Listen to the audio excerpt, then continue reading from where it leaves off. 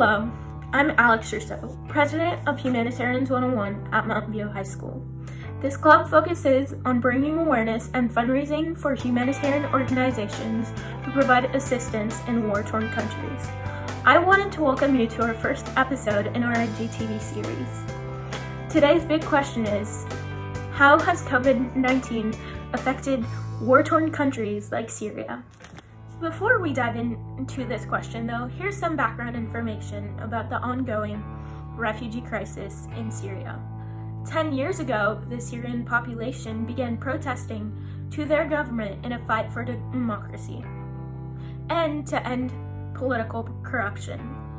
The rebels, also referred to as the opposition hub side, has been locked in a deadly conflict with the Syrian regime, displacing hundreds and thousands of people each year. Here's a clip from CNN's Arwa Damon about the effect of the coronavirus on Syria's population of refugees. How do you explain to a population that has lived through bombs and airstrikes, that has been forced to flee multiple times, and seen children die of the cold, that now there is another potential killer, an invisible enemy, and that their best line of defense is self-isolation or social distancing and hand-washing? As of March 30th, there have been 9 confirmed cases of COVID-19 in Syrian regime territory. Syria had its first confirmed case on March 23rd of this year.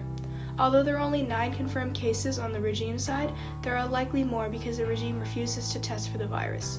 Although opposition-held sides haven't reported any incidents, it is likely that there are many unreported cases due to the lack of medical supplies, unsanitary conditions, limited testing kits, and the long incubation period of the virus. Syria's healthcare system has severely weakened because of the war, and the government systems are underdeveloped. The country will not be able to support an epidemic. Yet, with the emergence of the coronavirus in Syria, it is almost impossible to avoid the onslaught of a pandemic. Almost 9 million people have been displaced by the war, making shelter-in-place quarantine impossible. Most refugees are living in makeshift accommodation, and that is overcrowded and makes it difficult to maintain good hygiene. The lack of clean water and access to soap and other disinfectants further contributes to their inability to protect themselves from the virus. Additionally, many Syrians rely on regular paychecks from hourly jobs, most of which would be shut down by an outbreak. Without reliable work, they would be unable to feed their families, and because of this, more people would die from starvation than the virus itself. There is currently no vaccine for the coronavirus, so we must all unite to support those who are less fortunate than us.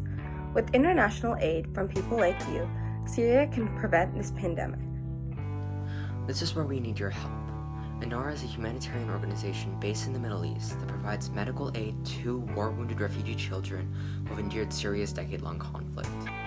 There are currently children who are undergoing emergency medical care through INARA. These children undergoing surgeries are especially vulnerable to the virus.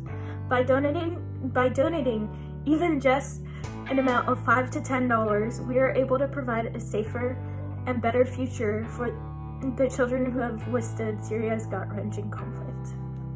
This starts with us, and now's the time to make a difference. Now's the time to provide change for future generations. Thank you.